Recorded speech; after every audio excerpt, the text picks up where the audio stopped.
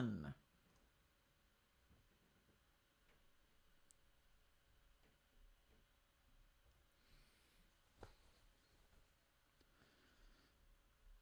Calling all active Foundation staff, this is Dr. Theron Sherman, anomalously broadcasting from Site-42. We want you to make sure that you are reaching us so that you can like, share, and subscribe to Site-42 using your Foundation-approved encrypted YouTube accounts. That's right, Steve, your encrypted account, you jerk. If you can read us in the chat, give us a heyo. Make sure our signal is digitizing properly, because we can see you, AA, and Gage, and Amber, and Luis, and Glaze Donut. I see you at 12. I see you, Calden, an 8 instrument. Comics Lord Silver. We see you in the chat. This is our shout-out section while we make sure our microphone... There it is. We're reading you. I've got confirmation. So we are going live in 3, 2, 1.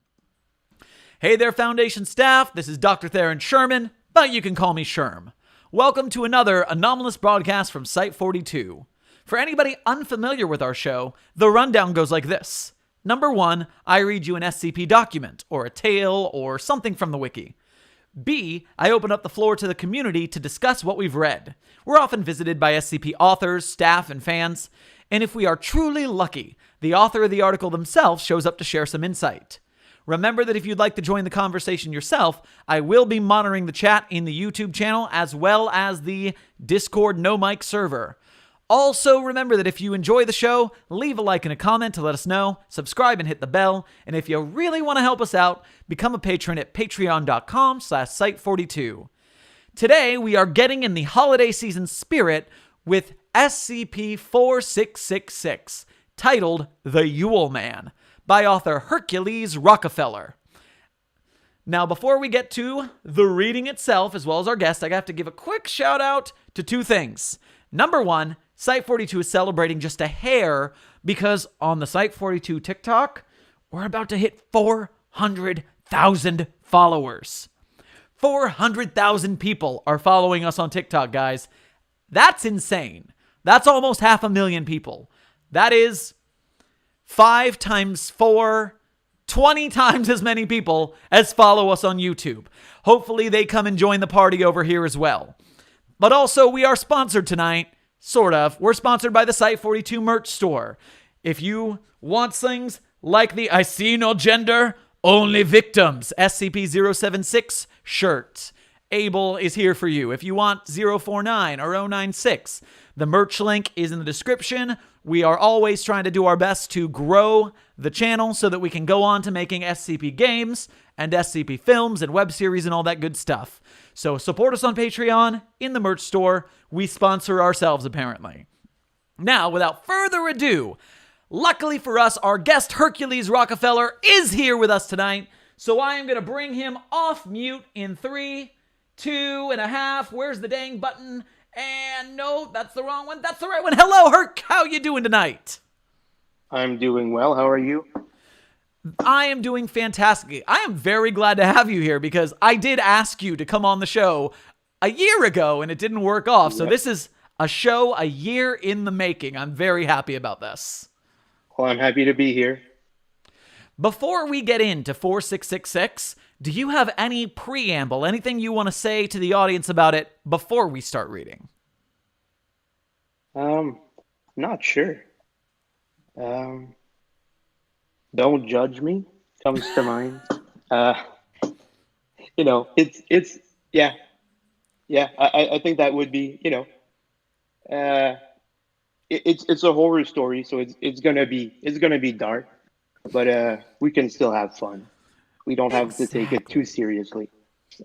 No one's gonna be too traumatized at the end of tonight's show. Yeah. You all consented to this. You signed up. You clicked the link. This isn't our fault. You wanted this. No, I mentioned that because I was, that's what surprised me the most about when I posted the article 2 years ago was how horrified some people were, and I wasn't expecting that at all. So that's why I'm bringing it up. So.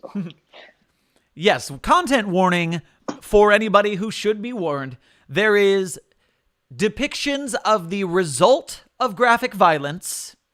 Yeah. There is, I would say, gore is pretty much the big content warning tonight. We're going to talk about some gross, horrible violence. So if that's what you're here for, good times. All right. So if there's anything you want to chime in on while I'm reading Hercules, feel free. Otherwise, I'm just going to go through the article. Okay. Thank you. Item number SCP-4666. Object Class Keter. Special Containment Procedures. Web traffic and law enforcement channels worldwide are to be monitored for evidence of SCP-4666 activity, and particularly for cases of stalking or reports of anomalous phenomena involving families with young children. Should a Weissnacht event be suspected to be in progress, the nearest containment task force is to be dispatched to attempt containment of SCP-4666. Standard PDP/Level 8 V38 PDP/Level 8 Humanoid First Contact Protocols apply. Media coverage of family deaths attributed to SCP-4666 is to be suppressed or falsified to make said deaths appear as non-anomalous home invasion murders. Forensic evidence and SCP-4666-A instances collected by non-Foundation agencies are to be confiscated and witnesses amnesticized. Description: SCP-4666 is currently believed to be a single, exceptionally long-lived humanoid entity of unknown origin. Survivors of Weissnacht events typically describe SCP-4666 as a very tall, between 2 meters and 2.3 meters tall, elderly male of European descent, with an extremely emaciated appearance. The entity always appears completely naked, even when observed outdoors in freezing weather. And I do have a photo to pull up right here. Nope, that's the wrong photo. Where did you come from? There, that's the right photo. I apologize for the wrong photo. All right. So continuing on. Though the nature and extent of its anomalous properties remain uncertain, SCP-4666 appears capable of instantaneous or near instantaneous travel to any location north of 40 degrees north latitude, and possibly to any location on Earth. SCP-4666 activity occurs exclusively within a period of 12 consecutive nights every year, from the night of December 21st to 22nd to the night of January 1st to 2nd. This period is known as SCP-4666's active phase. During this phase, in what are termed Weissnacht events, SCP-4666 will appear at dwellings in one or multiple locations north of 40 degrees north latitude. In all known Weissnacht events, these dwellings have shared the following characteristics: isolated rural location, home to a family with at least one child under the age of 8, and situated in an area with snow cover lasting throughout the duration of the event. Weissnacht events consist of the following general progression. Nights 1 through 7. Children will report seeing SCP-4666 in the vicinity of their family's dwelling. The entity will typically be observed watching the dwelling from a distance, such as from across a nearby field or from the edge of a neighboring forest. In some cases, children will report waking up at night to find SCP-4666 watching them sleep through a window. Nights 8 through 11. Family members, including the parents, will report sounds of footsteps coming from the roof or the attic. An extremely unpleasant odor will also frequently be noticed inside the dwelling. No cause for these phenomena will be found. As a result, parents will often begin to suspect that their family is being stalked, or even that their dwelling might be, quote, haunted. Night 12. Over the course of the night, one of two scenarios will occur. The first, and most common, is that SCP-4666 will kill all members of the family, save for one child under the age of 8, whom it will abduct. SCP-4666 will inflict incapacitating injuries to family members while they are sleeping, then herd them into a single room of the dwelling where it will proceed to kill them in view of each other. The method of killing varies with the event, and will typically be preceded by some form of torture, which appears to serve a ritualistic purpose. See Weissnacht Events log below. In the second scenario, which has occurred in roughly 15% of known Weissnacht events. SCP-4666 will not harm the family. Family members will report hearing footsteps inside their dwelling during the night, though no signs of forced entry will be found. In the morning, children will discover presents at the foot of their beds. These will consist of toys crudely crafted from the remains of human children. See SCP-4666-A instances log below. The criteria, if any, by which SCP-4666 determines the outcome of a Weissnacht event are unknown. We have an addendum here, a table, notable Weissnacht events, listed with location, year, and description of Weissnacht event. Unknown village, Croatia, circa 1498, note unconfirmed. An entire family was killed, with the exception of one of the children, age unknown, who was abducted. Though specific details of the event are not available in recovered documents, it was noted that the killings presented strong, paganistic elements, and that the family members had been made to suffer greatly prior to death. The archbishop who oversaw the investigation wrote that he believed the family had been killed as part of a, quote, demonic ritual. Unknown village, Rupert's Land, otherwise known as present-day Ontario, Canada, 1689. Unconfirmed. An entire family was killed, with the exception of 2 of the children, one of whom was abducted, and one of whom, female, age unknown, escaped during the killings and was able to reach a nearby village. She told authorities that a naked man had broken into her family's dwelling during the night and proceeded to torture them, exact method not specified in recovered documents. Upon investigation, the bodies of the family members were found inside their dwelling, hanging upside down from the ceiling. All had been exsanguinated. Eichstätt, Germany, 1913. An entire family was killed with the exception of the youngest child, male, age 3, who was abducted. The bodies of the parents and 5 other children were found inside a stable adjoining their dwelling. They had been restrained by having knives, pitchforks, and other sharp implements forced through the palms of their hands and into the walls of the stable, before having their tongues removed, leading to hemorrhaging and death. Blood from the family members had been used to paint elaborate patterns of unknown meaning on the hides of the mule, goat, and 2 cows present in the stable. The animals themselves were not harmed. Neighbors told authorities that in the week preceding the killings, the father of the family had mentioned finding tracks in the snow around the family's dwelling, which appeared to have been made by bare human feet. Plios, Soviet Union, 1956. An entire family was killed with the exception of the youngest child, male, age 4, who was abducted. The bodies of the parents and 1 other child were found in the living room of their house.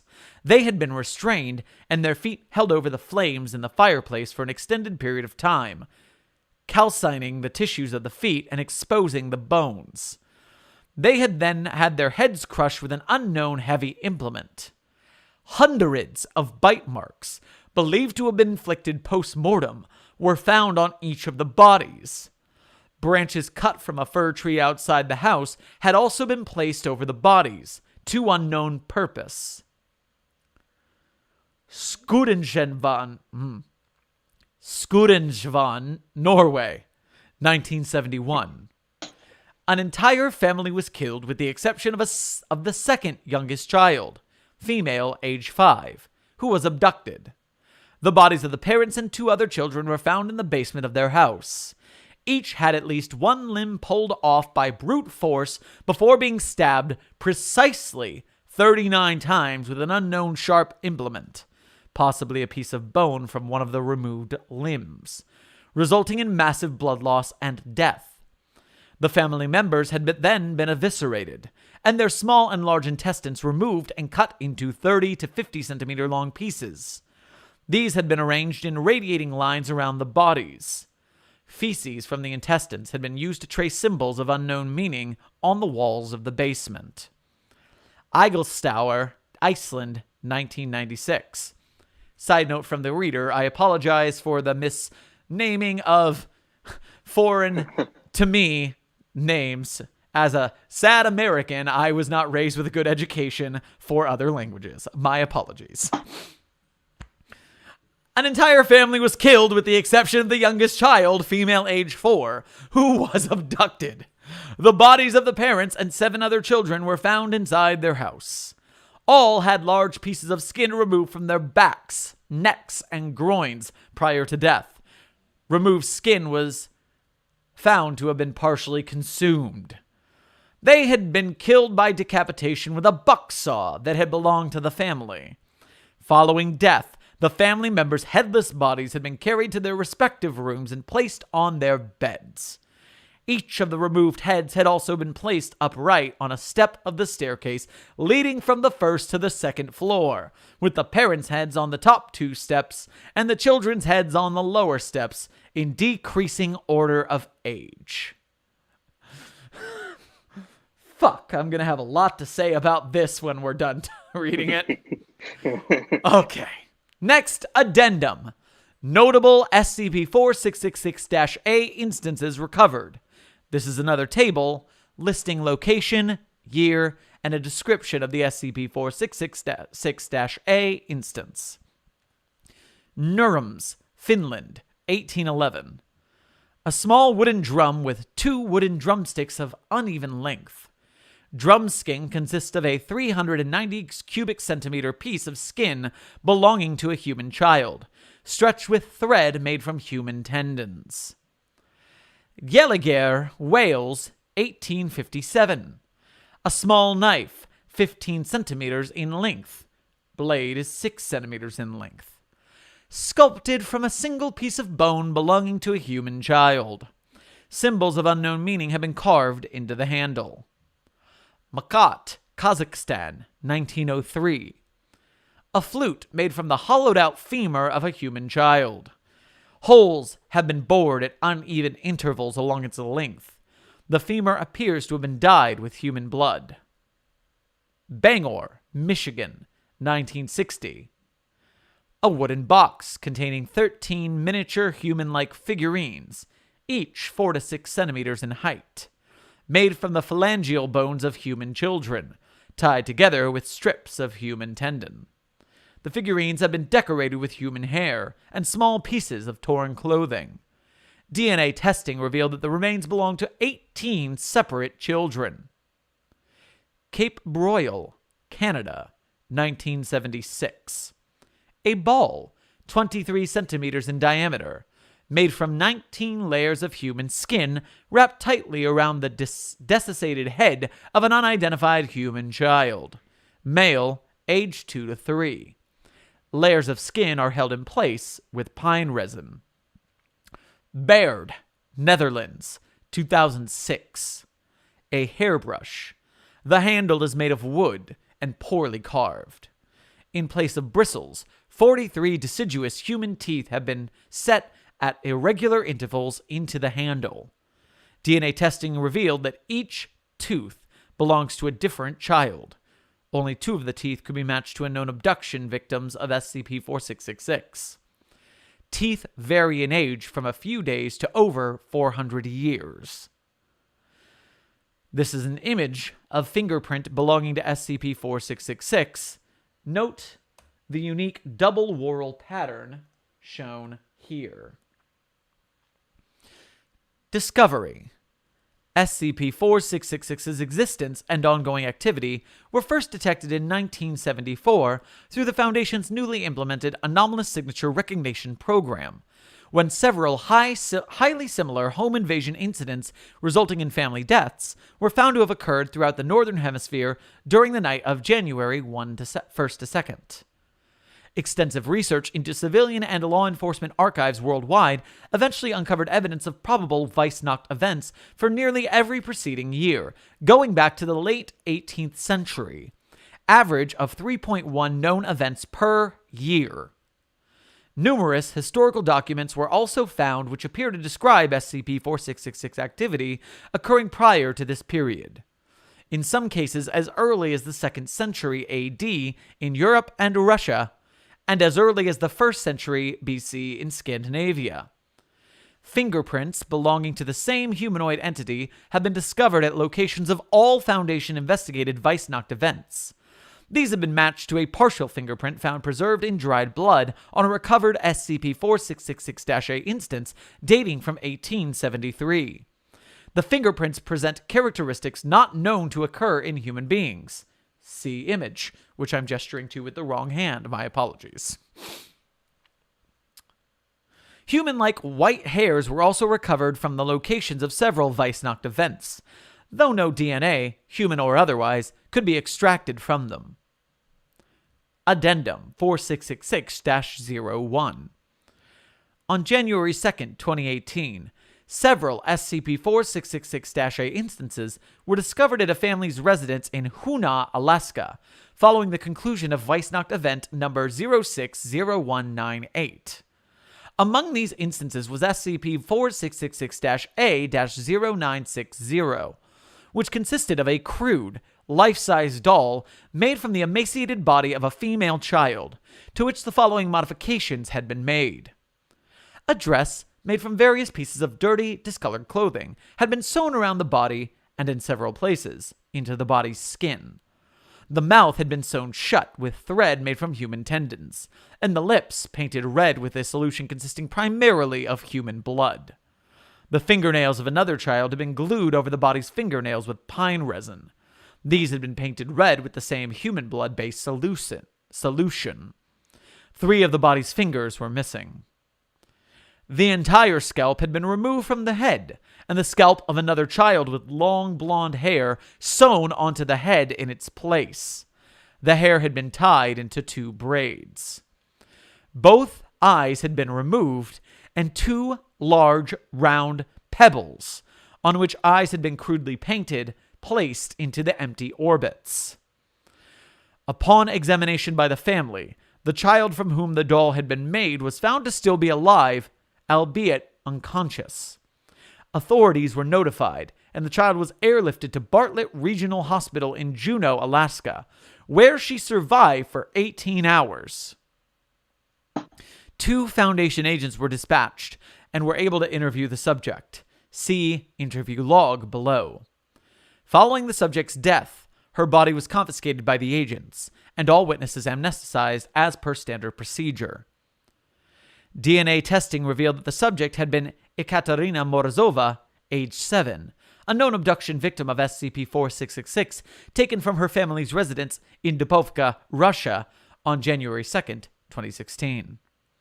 Autopsy of the subject's body showed she had been severely malnourished during the 2 years following her abduction, which had resulted in considerable stunting.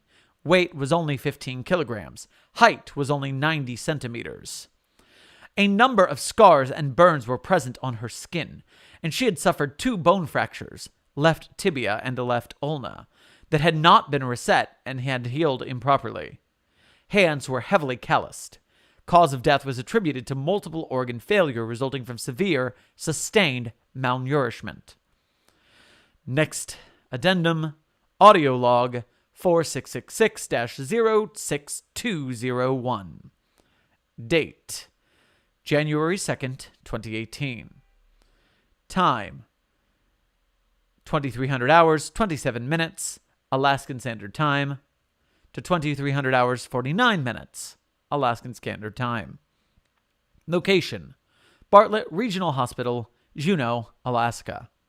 Interviewers, Agent Antony Kowalczyk, Agent Susan Muse attending. Subject, Ekaterina Morozova, SCP-4666-A-0960, female, age 7. Notes. The subject regained consciousness for a period of roughly 30 minutes prior to expiring, during which she was interviewed.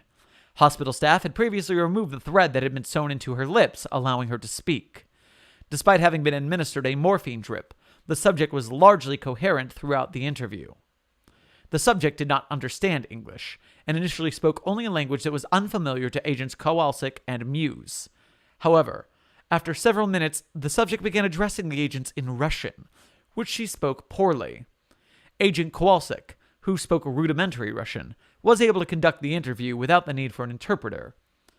The interview log is translated into English Begin log. Hello, I'm Anthony. What's your name?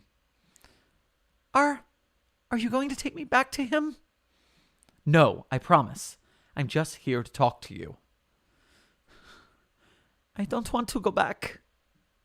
You don't have to. You're safe now, Mishka. Can you tell me what happened to you? Do you remember the night he came to your house? I remember. He hurt Mama and Papa and Katya and Juliana for a long time, and they were bleeding. After they stopped screaming, he put me in his bag. His bag? He had a big bag. Other children were in the bag too. I think we go to other houses. I hear people screaming outside the bag all during the night. Each house, he put another child in the bag. Then after the night, he'd take us away. Where did he take you? Underground. Unknown word. Deep. Underground? You mean in a basement? Deep. Everything earth and mud and ice. Bones everywhere. Everything cold. I can't sleep because it's too cold. Were there lots of other children there with you? Lots of children. Lots of tunnels. Lots of holes, but I can't see it all. I can't see the other unknown word. Too dark. My hole is with Renee and Hekla and Sasha and Paul. We make the toys together. The toys? If you don't make the toys, you don't eat. Don't stop making the toys. Don't fall asleep, or he will hurt you. He hurts you? How? He hits you, or he burn you, or he bite off your fingers, or he cook you on the fire in his room and eat you. He eat Philippe and Sally. What about you? How did this happen to you? Did he do this? Renee and Hekla and Sasha and Paul do this. They have to. Why? They get sick. When you can't make the toys, you become the toys. End log. And end article. Holy damn. Welcome back, Hercules. Well done. You did a good job. Wowza. Okay, that was fun. That was not fun, but it was fun in a lot of ways. So, before I start asking questions, do you have anything specific you want to say post-game?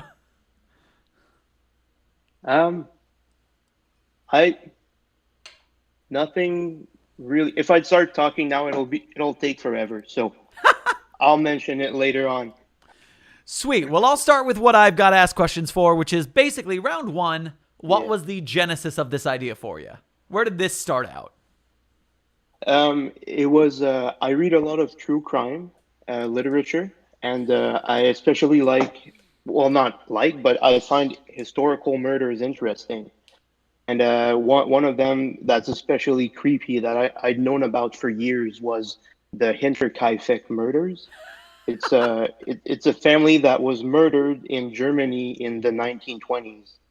And the details of the murder they're horrifying, of course, but they're very creepy. I don't know if you're familiar with those murders.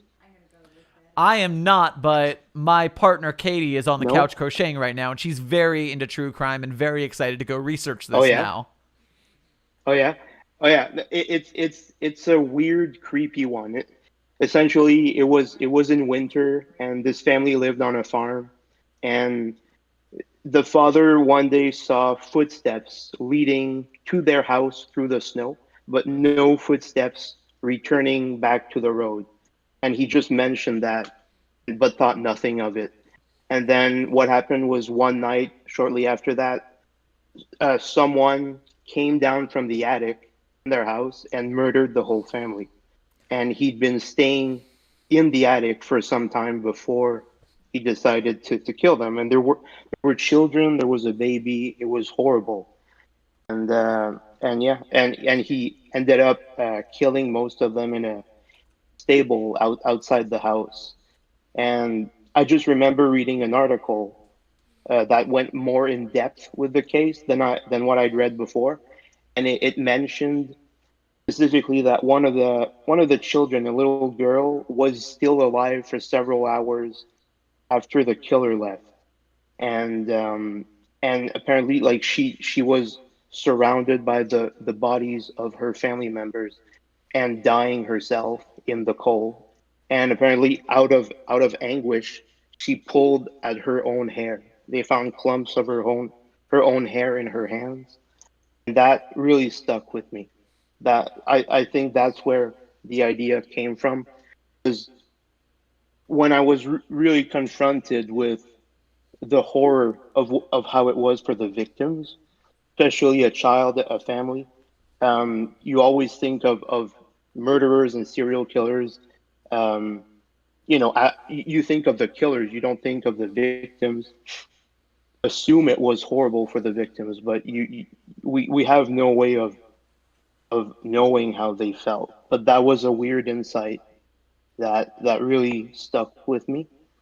And and as an aside, the killer didn't even leave after that.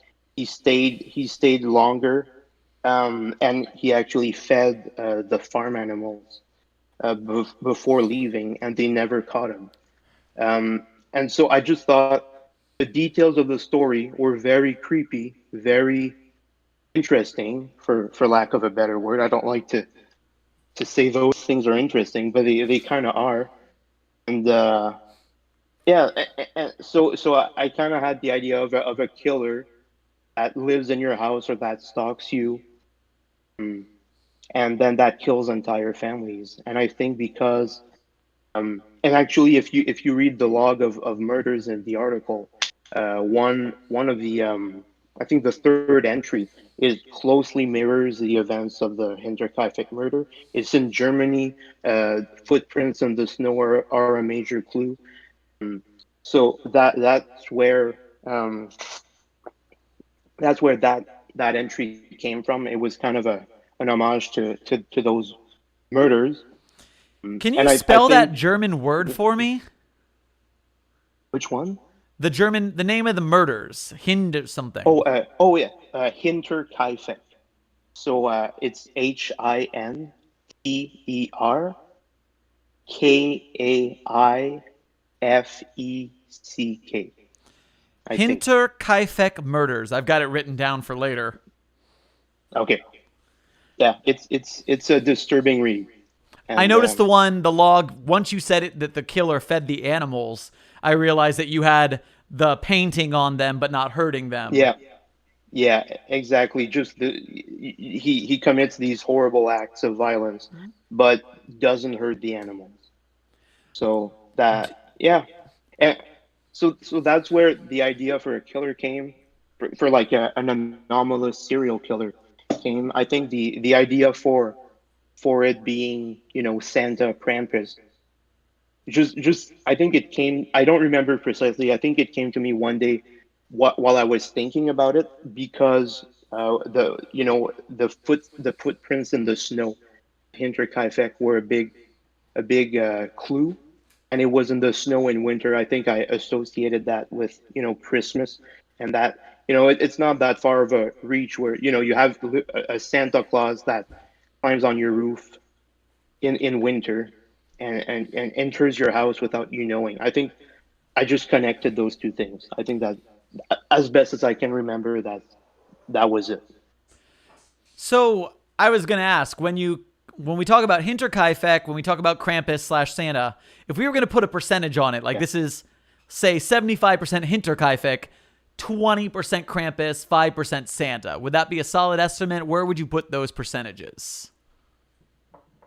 Uh, I'd say 75% Hinterkaifeck, 25% Santa, 0% Krampus, because I didn't know what that was. My very first draft, uh, the actual Yule Man looked a lot more like Krampus than it does now, by like by sheer coincidence, I was trying to make a kind of an animalistic primeval creature, and so it had it sounds kind of silly saying that now, but it had fur over his body, and it had antlers originally, and that was my very first draft. Wasn't a very good draft for that and other reasons, but the comment I got from that in the forums was you basically wrote Krampus. You have to make it more, or you have to come up with your own ideas. And I said, I thought I did. Uh, Curses. so yeah, and I looked it up. I looked up Krampus, and it looked exactly like that thing I'd written. It was just a very weird feeling. I don't know if it was maybe subconscious, but I don't know that I'd ever heard about Krampus prior to that. So I ended up shelving the SCP for probably just of a year because of that. So And that I didn't actually want to gives just. me I'm very glad that you mentioned the inspiration, because that was one of the questions that the community had. They wanted to know if it was inspired Okay. by a particular thing. And actually, Yeah, yeah. do you happen to remember the SCP that you mentioned that was based around Hinterkaifeck? Um, I can try to find it. If you You can mean the try to other find one? it while I'm chit-chatting, I know that Okay. there's an article posted in August 2019 by the Great Hippo that is called Straight to VHS Sunday Dinner. And it's a Parawatch wiki format. And God, does it follow the format that you're talking about, where there's a killer hiding in the attic and it comes down and does Ooh. unspeakable things to the family. Okay. That sound. I'm not it. I'm not familiar with that SCP, but okay. Okay. I found the one I was talking to you about though. Nice. It's 2127. I'm going to have to pull that I up too. still haven't. Yeah, I still haven't. Like this one deals with literally with Hinterkaifeck, but I haven't. I still haven't had the chance to read it. I never got around to it. And I have, in case you're a fan of the SCP Wiki and you actually read from the site, there is a Google Chrome extension called Skipper, SCPPER. And what Skipper does, if you install Mm. it, is it simply adds the title to the wiki page so that you can actually see the title of the article. And it shows you the author, which makes it quicker if you're a YouTuber to find the information you need for your videos. And I bring this up because I've got the extension installed, and when I pull up 2127, I see the title, which is Hinterkai Fun. Really? Hinterkai-fun. SCP authors are Okay. monsters. Every one of us. Yeah. Uh, So yes, if you like Yule Man, maybe go check out Hinterkai Fun 27 or 2127 and Sunday Dinner, because they both deal in similar subject matter. yeah. Now, are you a writer professionally, or is this like a hobby for you? It's a hobby. I would like it to become more, but at this point, it's a hobby. Cool. Can you take me through your critique process for this? How many times did it get critiqued? How much of a change was it from your first iteration, which you said was basically just Krampus, to the current version that's posted? Um, it was a long process. I wrote it over 2.5 years. Um, I did shelve it initially because it was too much like Krampus, and then took it out like almost a year later, did some changes to it. Then I think I got busy or got poor feedback. I think there were 3 periods where I worked intensely on it over 2.5 years. Um, but as far as getting critique from other writers, you mean? I got a lot of it. Um, it takes time to wait sometimes for to get feedback, but it's worth the wait. Um, I s- o- over all those years, there were several, probably at least a dozen people that provided feedback at one point or another. I had two other writers, specifically Petrograd and I think it's PSUL. I don't know how to pronounce his name, but I go with Sewell. uh, yep, Sewell. Okay, yeah, those two were especially helpful. They reviewed multiple drafts over years of time or months of time. So that was especially useful. Um, when you address concerns that certain people have, and they will read it again down the line to tell you if you address their concerns, in a decent way. So that was extremely helpful. So it was a combination of that. I would say in three periods spread out over 2.5 years, and I would get these two writers helping me more regularly, and then I'd post on the forums asking for feedback, and I get uh, you know older members, newer members giving input, and it's all useful. It always helps. And as this is just such a popular article, it's such a popular creature, and it resonates with so many people. And I want to talk about the mechanics a little bit because I was especially seeing them as a YouTuber. You read things word for word out loud, which means you're forced to see and read every word, whereas most people will kind of skim and they'll get the Yeah. point, but God, I'm going to compliment you a little bit here. This is a really well-written article structurally. You have done Oh, things, thank you. you have dug in a way into the minutia of a technical document. And you have used those technical aspects to tell the story of your article in ways where most people would use the technical jargon, but they wouldn't use it in service of what they're doing in the story.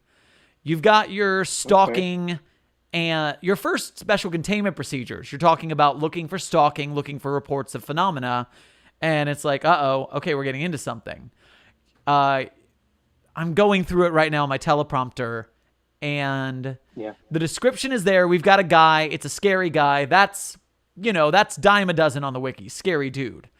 But we're limiting it to 40 degrees latitude north, but we don't know that it can't go everywhere. It only Yeah. seems to have been north of that line. Yeah. We hope. The amount of times you use the word dwellings, I want to say that Yeah. it lost meaning, but instead it hit harder every time you use the word, because we're often Yeah. as SCP authors looking for ways to fit into the technical terminology. And I wouldn't have thought of the word dwellings myself, just because it's somewhat, I would have maybe used just simply home or house or something. But the dwelling word is just uncommon enough to fit in a technical document, but just emotional enough. The way that humans and creatures dwell in their homes. Animals have dwellings. People have dwellings. And it gives you this feeling, a similar feeling to the way that this isn't Christmas themed, quote unquote, but it is winter holiday, and we have so many winter holidays in every different earthly religion that this gets to resonate with all of them. It's close enough to Christmas. It's close enough to Krampus. It's close enough to pagan festivals. There's pagan rituals. You do this wonderful thing in the logs where I did this in one of my pieces. I forget which one right now, where you use repetition to drill the horror. Every single thing starts with, An entire family was killed with the exception of one of the youngest child, male age 3, who was abducted. And just every time you read that sentence, it hits a little bit harder. You go, son of a bitch, it doesn't stop. And it is wonderful how many different serial killery ways you found to mutilate these people. That's obviously the way people really connect to this, is you get to that log and you see the wonderfully imaginative forms of gore. So I'm going to stop complimenting you for just a moment. Can you talk to me about those logs? Where did this come from? Yeah, I guess it's a combination of trying to tap into that creativity, but in that case, I think it's also being willing and ready to go to some dark places. It wasn't a pleasant feeling to think of those things, but it felt kind of, it's a job I have to do to make the article as horrible as it needs to be. So, yeah, it was really putting yourself, in the shoes of a killer and thinking up ways. It sounds really bad when I say it that way, but thinking of ways you could hurt or kill people, and preferably these very old fashioned or biblical or primeval or paganistic ways. So you needed that savagery, and that was there's no gunshot wounds, there's no poisoning, there's nothing delicate or clean about what he does. So yeah, that was an interesting thing. I struggled a long time. I wrote that log specifically over years, and I just kept coming back to it. And I think one of the things is I got desensitized to each subsequent version. So whenever I checked back with it, 6 months later, it didn't phase me anymore. I was used to it, so I added more. I think that might have been it. But it was, yeah, it was really hard at first. Felt right. Everything felt too gratuitous, or not, either that or not explicit enough for the to have the intended effect. And I think once I just put myself in the mind frame of, I'm a killer. There's a family in front of me. What can happen? And that, just being willing to think those very disturbing, distressing thoughts. That's and once I did that, it kind of flowed. I got them done in their final state probably within a day, I think. Once I just got in the right mindset. Well, I want to give you a little bit of comfort. Just don't worry too much. I'm pretty sure at least 80% of SCP authors in general are on a federal watch list for our search history. Yeah. Yeah, there's something wrong with us, probably. One thing you have done here that I need to compliment in these logs is that you went through those levels of detachment, of getting desensitized to the level of gore, and then doing more, and both in volume and in intensity. And what you've done is, I think you have found the sweet spot, because you can do like one striking violent beat, and that can be shocking to the reader. You can do multiple bad things, and you can reach a point where it's gratuitous. I have this locked in my memory now, and I'll never forget it, sadly. There was I, as a SCP YouTuber, TikToker, read a lot of SCPs looking for content that I want to share with an audience. And I was reading a top-rated new SCP, and it was at like plus 15. It was in like the bottom page of new articles. And It's since gone, and I'm glad it's gone, because it was like a bench or something on a bus that teleports you to a communist country where you are publicly tortured in the square by an angry mob, and it got so gratuitous in its log that I finally had to like downvote, which I rarely do. Most things I can be like, this is your flavor, it's not mine. As long as it's not bad, I'm not going to downvote. And I was like, yo, you're just kind of writing torture porn, and I'm not here for it on the wiki. And I'm not saying you almost reached that line, because you definitely didn't. But it's amazing how far you went without going near that line in my mind. You didn't even quite go to like Tarantino levels where it starts to get like comical how much violence you're using. You hit this sliding. I never thought of it as this true crime until you said it. But yeah, you hit that line where it's like gruesome serial killer, and it's terrifying, it's monstrous, but it pulls you in because it's so... The ritualisticness of it is obscure enough that there's that separation. You've got a lot, but it's so alien that you can be like, yeah, this is terrible, but why? Why? Yeah. Just like, bravo, my friend, bravo. No, thanks. I'm glad that worked for you, because, like you said, it's it's finding the right balance. I think that sums up all the work I put into that section. Used to be early on, it told nothing. It just vaguely described. It was early when I was fairly new to the wiki, and they kept saying, don't put too much gore. Don't don't go overboard with those things. It's better to, fear of the unknown, and like the Lovecraft quote, fear of the greatest fear is fear of the unknown.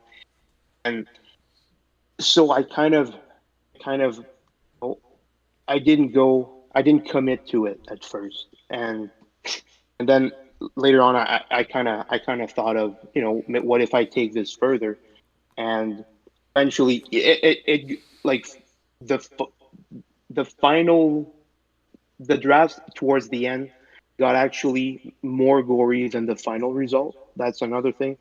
So it went both ways. At first, it wasn't gory enough, and afterwards, it was too much. Because when you're in that when you're thinking dark, you're getting inspiration. You just write down what comes to you. You don't quantify how gory it is at that point. So yeah, I ended up removing a couple of more extreme deaths, I guess. And there was actually I think there's 6 entries in the log right now. There were 7 originally, and I think, if I remember well, that was Psul who told me. He said, I'm getting desensitized by the end. He suggested I remove 1, so I removed the one that I thought stood out the least, and I cut it up, and I took the best parts and added them to the other entries. Very clever. Yeah. So that's how it ended up feeling. I think it feels very.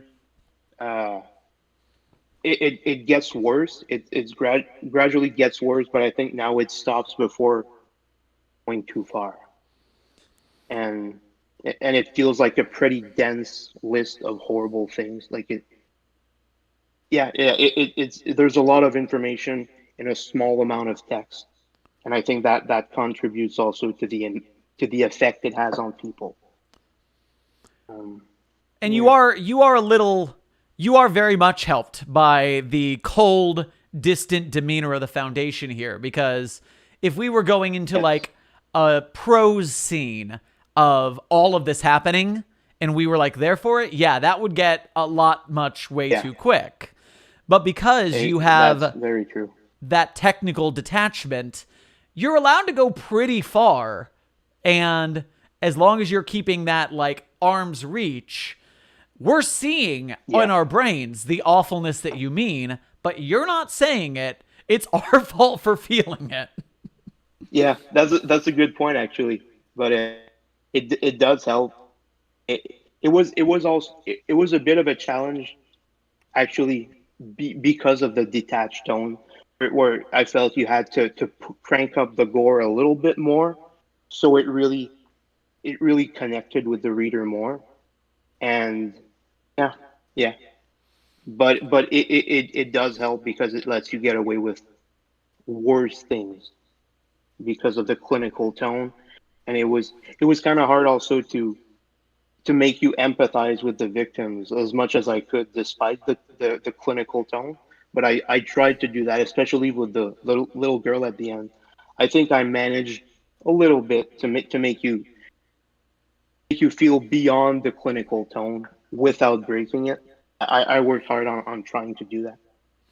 And I know But yeah, somewhere yeah, in the discussion page of the article, I know someone said the final log, yeah, I easily predicted what happened and like what's going on, and the children are being made into yeah. toys.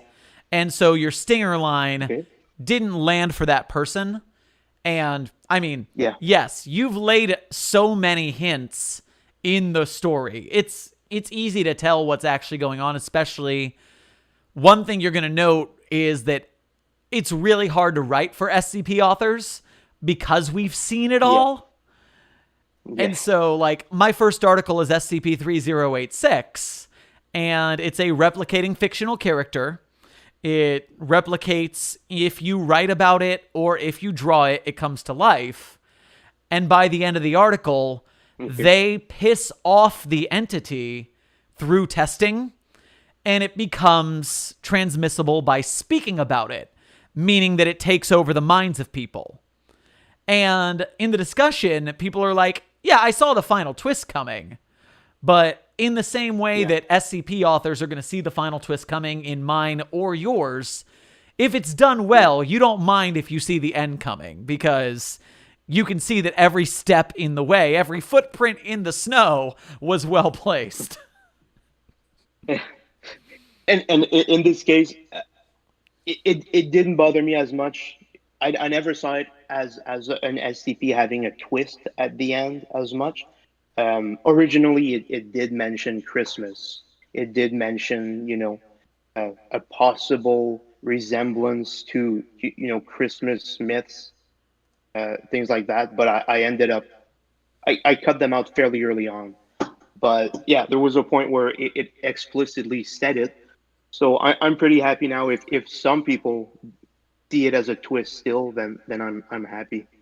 Um, yeah, This is the but last it's audience tricky. question Oh, go ahead. No, it's tricky pleasing everyone.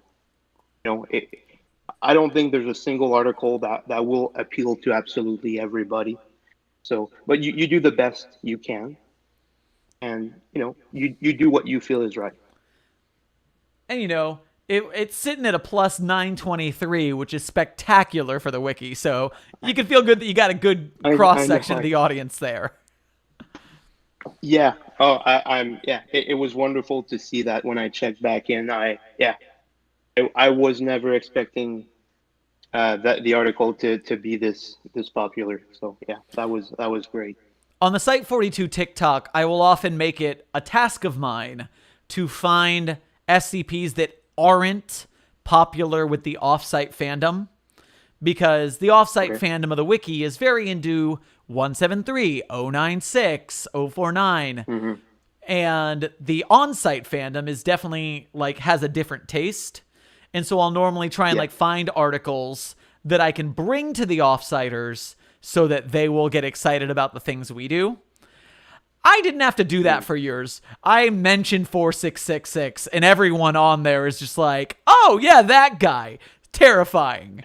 You have breached Really. both the on-site high ranking and the off-site. You have captured the imagination of the fan base as a whole. I got to congratulate you on that. It's epic. Thank you. I'm glad to hear that. Thanks a The lot. last question I have on this one, the last two questions are very simple. Number one Yeah. is you posted this as a 4K entry for SCP-4000. Yeah. Apparently, there was a plan to post it maybe as a Christmas 2017 rather than 4K. Was Yes. that the idea? Why did you post it when you did, essentially? Um, I'd been working on it, trying to release it for Christmas 2017. Then I don't remember exactly what happened, but stuff got in the way. I think I had some health issues back then, and I ended up, not coming back to it for a while. And then just as I was getting back to it, well, I was a bit late for the contest, but as I was getting back to it, I saw that the contest was on, and it like the SCP happened to fit the theme of the contest, which was history. So I thought, why not? So I kind of rushed to finish it in time for the, I there was a month long posting period, and I posted, I think it was 3 weeks into the contest. So I was pretty last minute. I kind of regret rushing a little too much post it, but it was, it was a pretty old article. I was pretty confident with it, but usually I prefer to wait, until I'm absolutely sure. But in this case, I kind of posted it a few weeks too soon for my taste. But yeah. And just something I want to look at real quick on that, just as a gander. Boom. I don't even remember what SCP-4000 is. I don't think I've ever read it.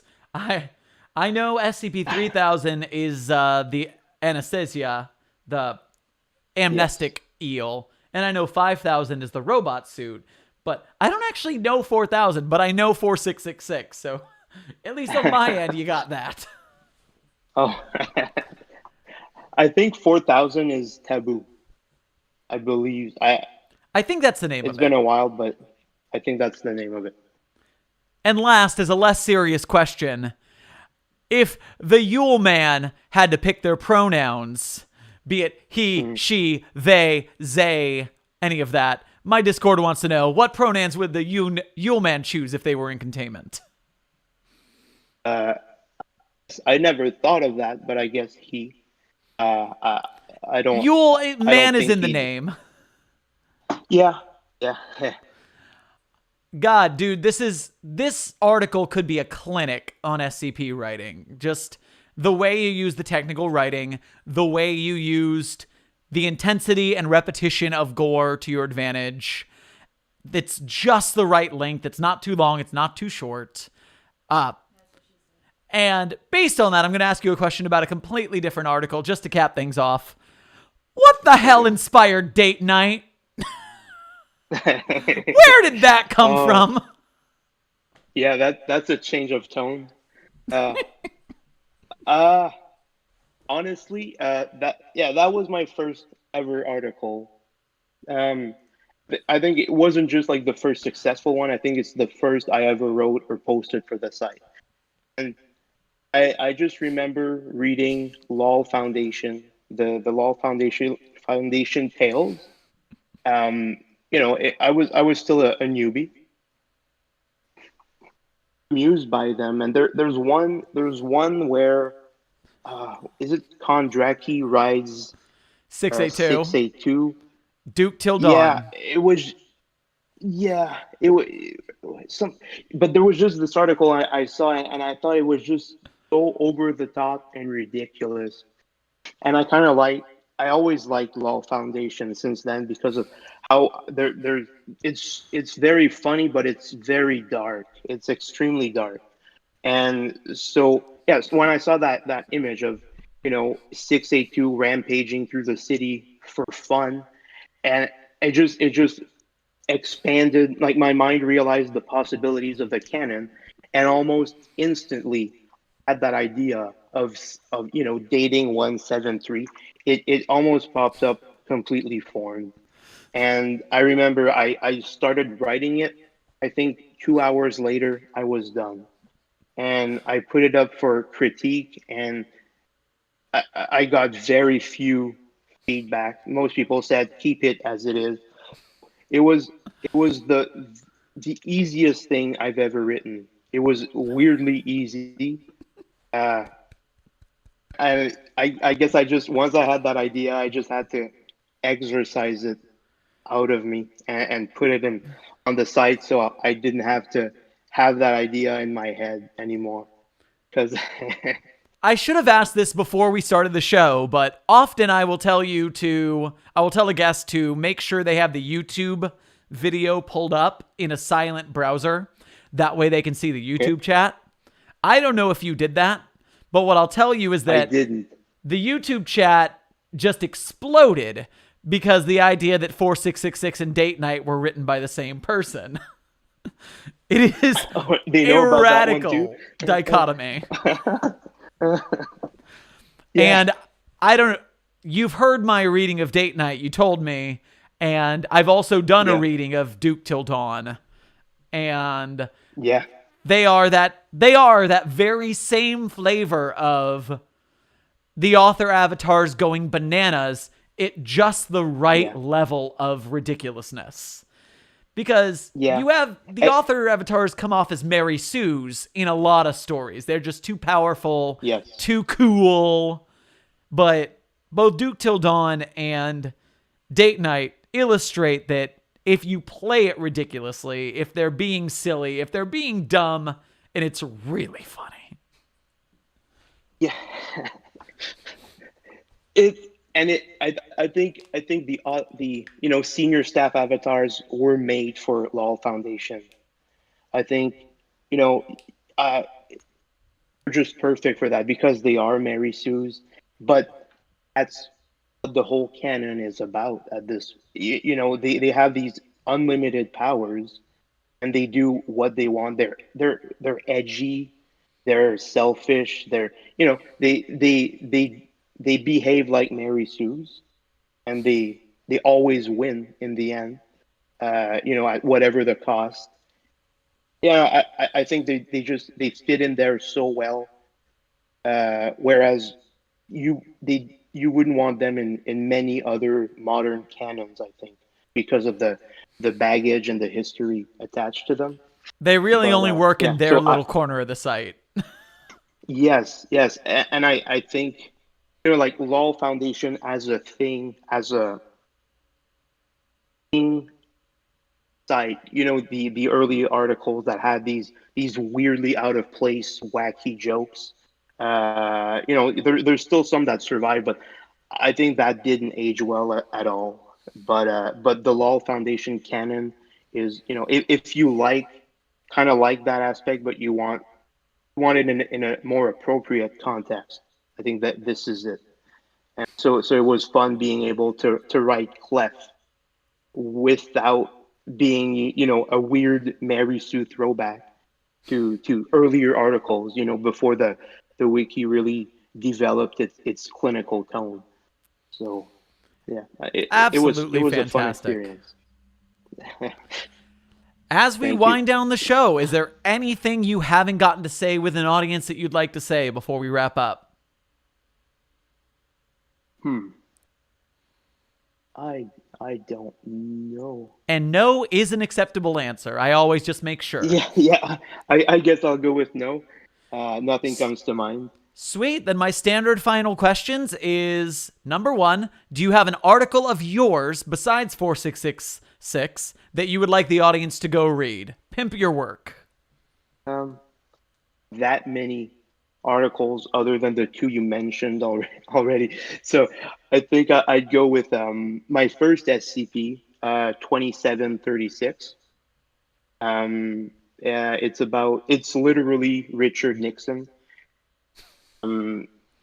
That's the SCP, and it's I'm pretty proud of it. Yeah, that it was another one I wrote for a contest, and another one I think I posted maybe a bit too early. Aside from that, I'm pretty satisfied with it.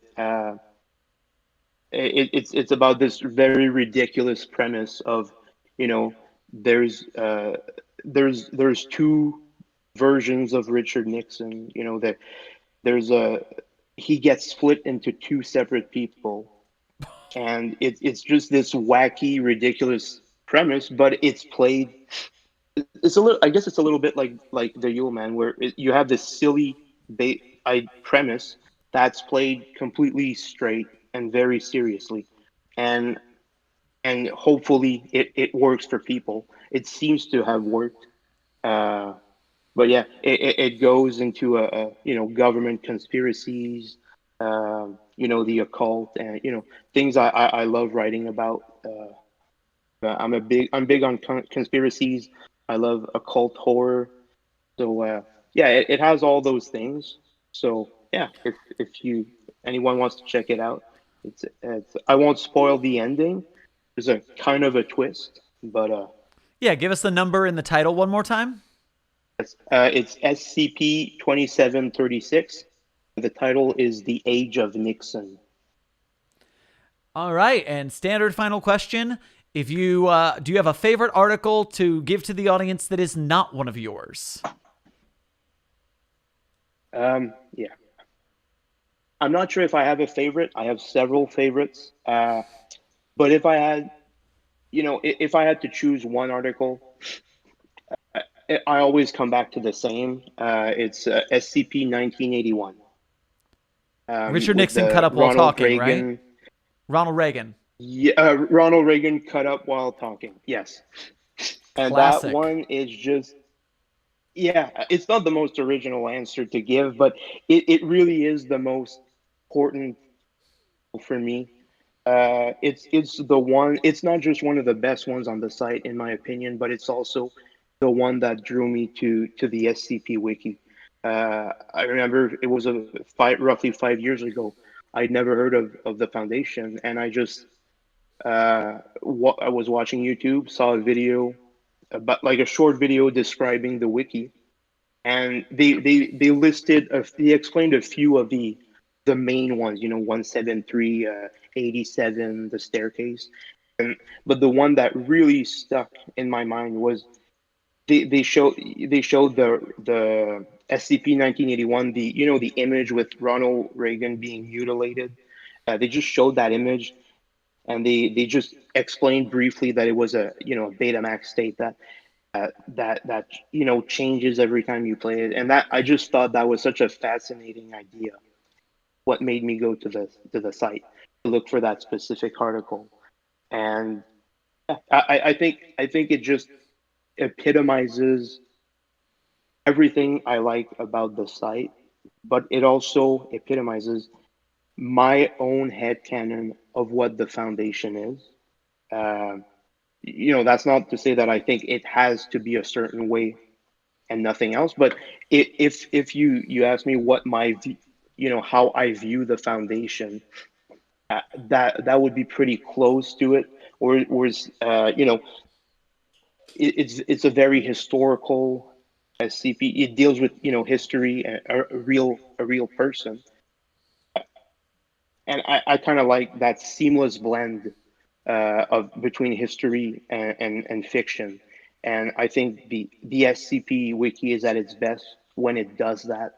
I kind of like the retro Cold War feel as well. I kind of like things that are scary and creepy without being world ending.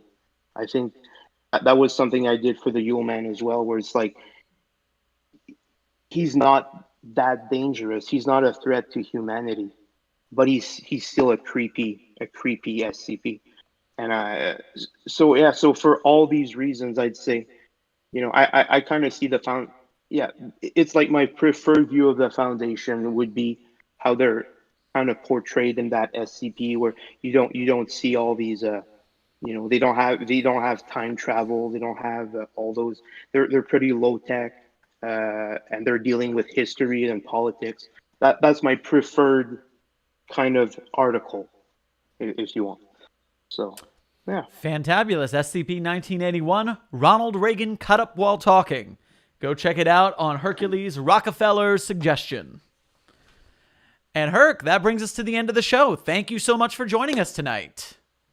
Well, thanks for having me. Merry Christmas. I will have you stay on the call so we can debrief after I finish the sign off. We'll have a quick final sign Okay. off chat.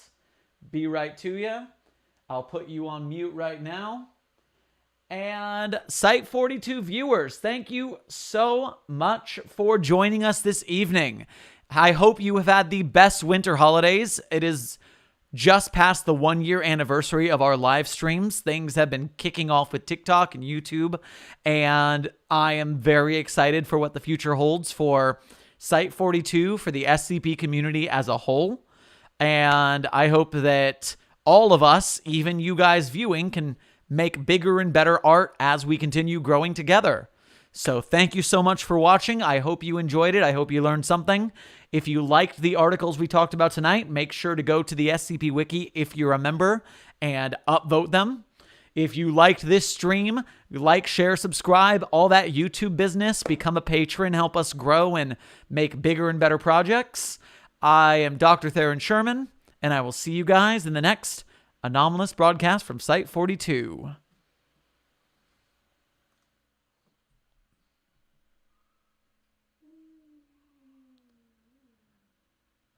My mind is blank and I can't think of a sign-off song for the evening. Happy holidays and New Year's. See you in 2021, where we'll hopefully get over the plague. Happy Honda Days. Merry Chrysler.